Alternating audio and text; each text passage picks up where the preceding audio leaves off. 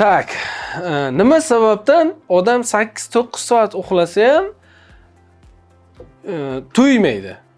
Birinchidan, siz 8-9 soat davomida suyuqlik ichmagansiz, qon quyuqlashgan.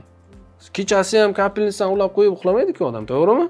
Lekin buyrak ishlab peshob ajratadi, qon quyuqlashadi. Ikkinchidan, kechasi bilan qondagi hamma toksinlar, zararli mahsulotlar qonga chiqadi. Qonda ortiqchasi buyrak bilan ajraladi. Lekin qon quyuq bo'lganligi sababli sizga toksinlar kuchli ta'sir qiladi.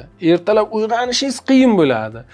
Uchinchidan, nafas olish sekinlashadi uyqu vaqtida, to'g'rimi? Ayrim odamlarda ortiqcha vazn bo'lsa-ku, butkul to'xtaydi.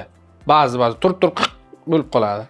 Natijada miya kechasi bilan nafas yetishmaganda u miyaga xuddi bo'g'ib chiqqansiz miyangizda. Natijada nima bo'ladi? Ertalab uyg'ongandan keyin miya dam olmagan, qon quyuq, qondagi zaharlar maksimalni bo'lib turibdi. Oldini olish uchun nima qilish kerak?